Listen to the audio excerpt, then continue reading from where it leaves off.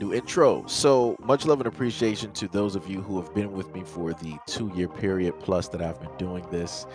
Thank you for showing your love and support to the channel. And to anybody else who is brand new to the platform and you would like to support the channel, also, you can do it by way of Patreon, Anchor, the clothing store, and also the shoe shop that is listed in the comment description below. And again, thank you to any and all of you guys who have been here to support this channel during the 2+ year period. I wouldn't be able to do what I do every single day without you.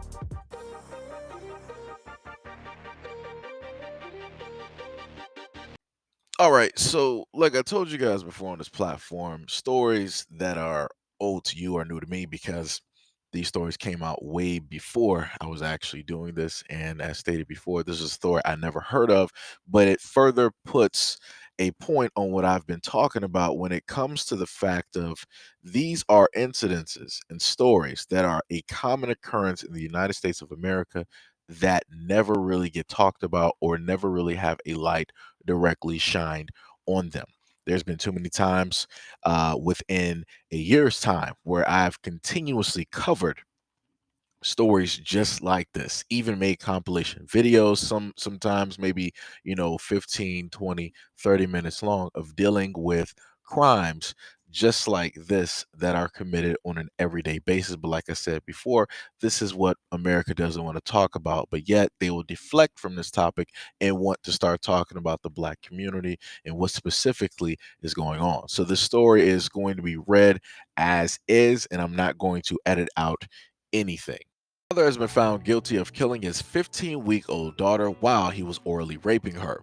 Stephen Duman Jr., age 26, of Sutton Bay near Traverse City, was convicted of first-degree murder and aggravated sexual assault after jurors who were subjected to disturbing testimony and photos took less than an hour to convict him. In August of 2011, baby Evelyn Duman was found in the bedroom of their mobile home bleeding from her nose, unconscious, and not breathing. Duman wasted valuable time from the moments he found his baby daughter until he called the ambulance. He later told the mother that she had choked on a used condom. Throughout the trial, he maintained that he put his daughter on the bed while he went outside for a cigarette. When he came back, she was lying on the floor, not breathing, while the discarded condom was in her mouth. Subsequent tests showed that the DNA on the outside belonged to the baby and on the inside belonged to Duman. Assistant U.S. Attorney Phil Green told jurors that Duman killed the girl during oral rape, and then he considered scenarios throughout the evening to suggest that she died of an accidental cause. He didn't call 911 but told the mother on the phone that their daughter wasn't breathing, wasted valuable time, which could have saved the young baby's life. He faces time in prison. Green stated, quote, "This is a very difficult case for anyone to have to hear. This is about as heinous as it gets. That's a tragic reality here. He did do it. A beautiful 15-week-old baby girl lost her life, lost her future because of the needs of sexual gratification." He applauded the baby's mother for testifying on behalf of prosecution, despite having to endure the loss no one should ever have to endure. Lawyers stated that this was no accident. She couldn't roll over, much less crawl. She certainly wasn't able or capable of overcoming the obstacles on her bed, the pillow, to end up on the floor. Even if she did, how was she going to suck that condom up? Finally, it's hard to imagine anything more objectable than oral rape of a 15-week-old baby. It was also heard from witnesses who, as children, claimed they were sexually abused by Duman. The defense attorney argued that his client was a proud father and that the mobile home they shared with 10 other people was an accident waiting to happen. He stated that prosecutors unfairly portrayed his client as an unbridled sex fiend. Her father has been found guilty of killing his teen son, who mistakenly uncovered his collection of fetish photos, has been sentenced to 48 years behind bars. Mark Redwine was convicted in July of second-degree murder and child abuse, resulting in the death of his 13-year-old son, Dalen, who was last seen alive the night of November 18th of 2012. He was visiting his father at the time as part of a court-appointed visit. Prosecutors stated that Redwine flew into a rage upon learning his son found compromising images of him, including those that show him posing in lingerie and a diaper, and then murdered him. He was arrested in 2017. Jeffrey Wilson stated, "As a father, it is your obligation to protect your son and keep him from harm, and insist that you inflicted enough injury on him to kill him in your own living room. After the passion of whatever caused you to act that way you did subsided, you didn't think about Dalen. You thought about yourself. You sanitized the crime scene. You hid Dalen's body, and you went as far as to remove the head from the rest of the body." The judge also later stated that he could not remember a convicted defendant who showed less remorse than Redwine. Quote, "After all of this time and listening to what was heard in this courtroom, you still take no responsibility for what you did to your son." Redwine has repeatedly denied any involvement in his son's death. His defense attorney has suggested he returned home on November 19, 2012 and couldn't find his son, but saw a bowl of cereal on the table and the television turned to Nickelodeon. They contended that a stranger had abducted Dalen, or that he had maybe been attacked by wildlife while on a walk, but jurors ultimately rejected those theories. Redwine's legal team stated that they intended to appeal what they described as a fake conviction.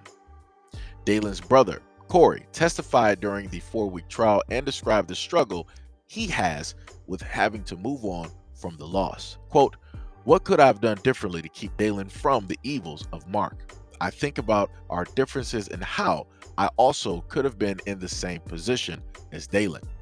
While my kids will never meet Dalen or their real grandfather, I often think of what I could have done differently as an older brother who was raised by fear. But I can't change the hate in Mark's heart, and I can't blame myself for his mistakes. I can only learn from them." He also stated that Dalen is my hero. He became more of a man in 13 years than Mark has in 60. I'm so proud of Dalen and what he stood for. Quote, "She will forever be 15 years old to us. In 15 years, he may be eligible for parole. She only got 15 years. That's all she had." Crossman broke down crying, saying his daughter was shown no mercy on May 8th of 2019, the day she was murdered. Quote, "Where was the mercy when he walked into her room where she was supposed to feel safe? Where was the mercy when he attacked her? Where's the mercy when he put her in a trash bag and dumped her off on the side of the road like garbage?" Morgan County prosecutor Dan James, also wiping tears from his eyes, stated during the mercy part of his closing arguments, Crossman's family will forever live with the pain of losing her. Quote, "This time of the year, she would have been a senior at Berkeley Springs High School. She will be getting ready to move on to the next phase of her life. They'll never have the opportunity. They will never see their daughter again." James stated that Macaulay went into Crossman's bedroom and suffocated her with a pillow that contained DNA evidence of Crossman's blood and saliva. Andy McCulley knew exactly what he had done to her. He knew exactly where her body was. Her mother spent that time agonizing, holding out hope and prayer that maybe Riley would walk through the door. His boyfriend, who was identified as HL in court documents, testified about the last conversation he had with Crossman, which included a text message she sent him that read, quote, "Andy is in my room. I'm scared." Throughout the trial, defense attorney Daniel Kirkland argued that prosecutors failed to identify a motive or cause of death. The state medical examiner's office stated that Crossman's cause of death could not be determined due to decomposition. It took the jury about 4 hours over the course of 2 days to reach a verdict. The trial lasted a week and included testimony from Crossman's family members, friends, DNA experts, doctors, law enforcement, and many others. The prosecutor's final witness before the jury deliberated a no mercy penalty was the victim's father, Lance Crossman, who gave an emotional plea to keep Macaulay behind bars for life. A Morgan County jury has convicted a man of all charges, including first-degree murder, and has recommended no mercy in the connection with 2019 death of his girlfriend's teenage daughter. Andy Macaulay Jr., age 43, was found guilty Tuesday of first-degree murder, concealment of body, and death of a child by custodian by child abuse. Riley Crossman, age 15, was found dead near an embankment in Berkeley County after she went missing on May of 2019. Crossman's body was found covered in drywall. That same drywall was spotted in Macaulay's green pickup truck. McCulley, wearing a face mask in court, remained emotionless during the Tuesday verdict. A crowd of supporters holding up justice for Riley signs appeared to be relieved by the conviction. Quote, Riley was the type of child you hope to have one day. She was kind, gentle, loving, and full of life. Riley will forever be frozen in time, only living on in our memories now. McCulley faces life in prison. His sentence is now set for November 4th. You know, every single one of these stories is tragic from beginning to end. All of these stories are horrific and very heinous crimes that should have never have taken place. And as I told you guys in the very beginning, these are just a few of the stories that I see on an everyday basis. There are hundreds, if not thousands, if not more stories that are continuously out there every single day, every single hour of every single minute. And these are just a few of the stories that mainstream media decides that they do not want to highlight, that they do not want to talk about, because they cannot brand these stories, right? They can't say a black man did it. They can't make money. They can't get those advertisers. It's not going to bring in a lot of money for them. So what they normally do is they'll put them directly on websites or on blog sites or different things like that. Or if you just so happen to see it as a news story, they'll mention it once, maybe twice, and then that's it for the rest of the week, and you'll never hear anything else about it. Or if you do happen to hear an update, it will be within a block of 8 hours. They might mention it 3 times and give it 10 seconds. But like I said before, these are the things that transpire every single day. The crime within proximity that you are able to hear happens on an everyday, consistent basis, but yet mainstream media refuses to put this in the spotlight, refuses to really talk about the abuse that children face and suffer by way of the majority that is in the United States of America.